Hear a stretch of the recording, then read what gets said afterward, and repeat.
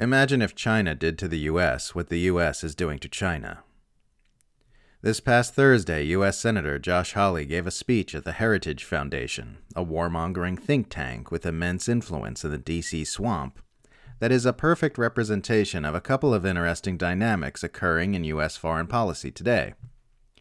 The Trump-endorsed Hawley is a perfect example of the faux populism in the MAGA branch of the Republican Party, a rich Ivy League alum who makes a big display of standing up to the elites on behalf of the little guy, while consistently advancing the long-standing agendas of Western oligarchs, D.C. neocons, and secretive U.S. government agencies.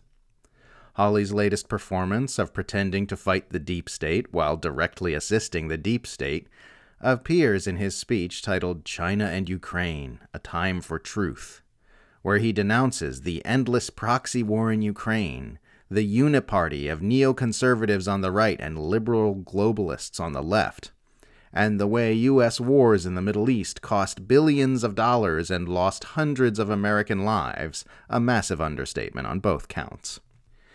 In typical MAGA Republican fashion, Hawley then takes all this populist-sounding rhetoric and uses it to argue that all the wealth, resources, and military firepower that's going toward those foreign policy blunders overseas should instead be used to help prepare for war with China over Taiwan.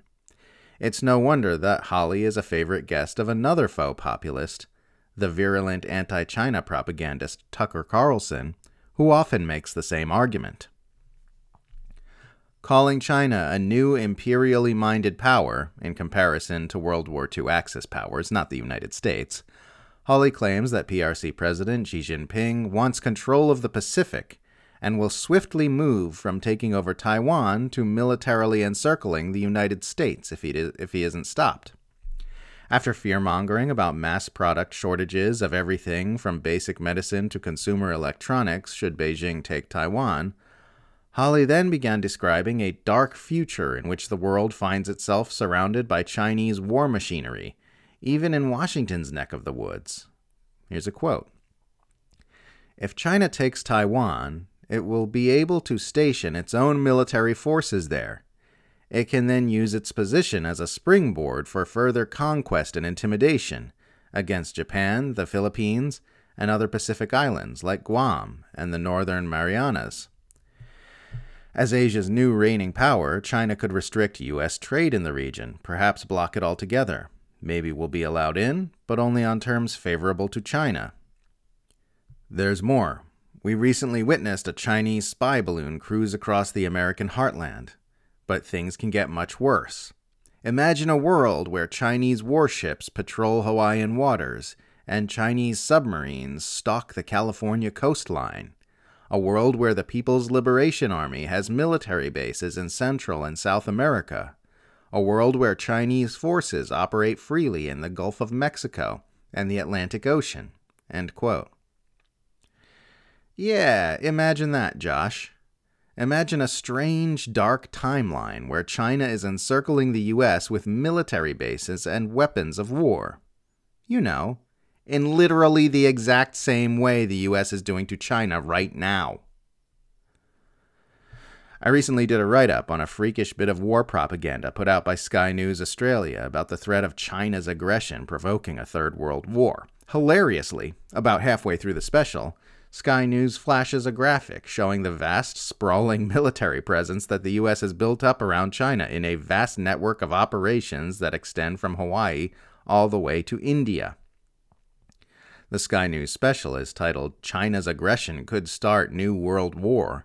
But your brain would have to be made of soup not to look at that graphic and understand who the real aggressor is here. The U.S. is plainly acting aggressively, and China is plainly reacting defensively to those aggressions.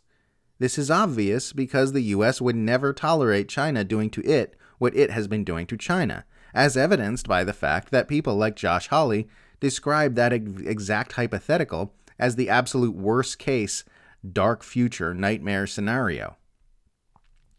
If Hawley wants to play a game of imagining things, perhaps he should imagine what the United States would do if China suddenly began doing the things he described.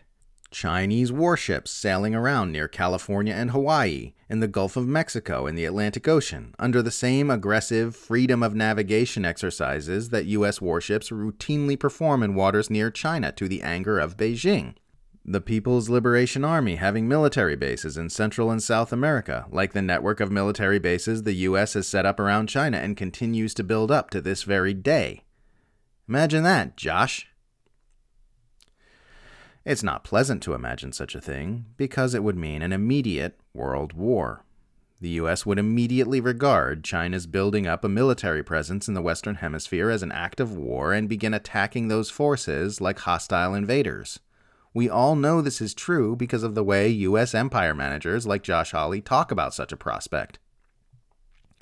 It will never stop being funny to me the way American supremacists melodramatically rend their garments over the idea of nations like Russia and China asserting small spheres of influence over former Soviet states in the South China Sea.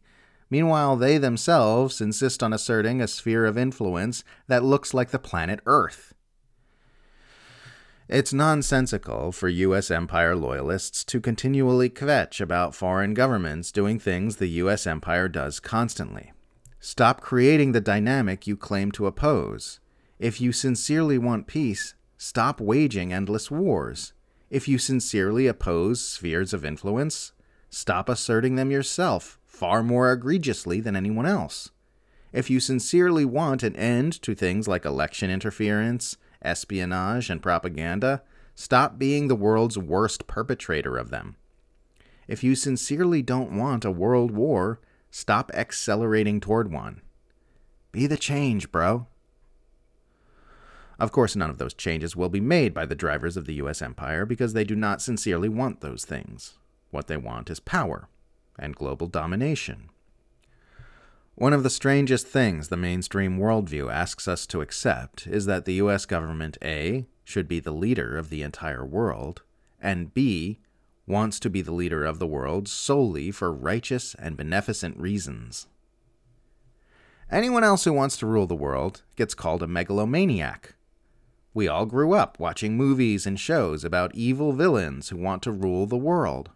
Yet the mainstream worldview asks us to accept that the U.S. government wants to rule the world solely because it loves us all and wants to give everyone freedom and democracy. This whole imperial song and dance is the most ridiculous thing in the world.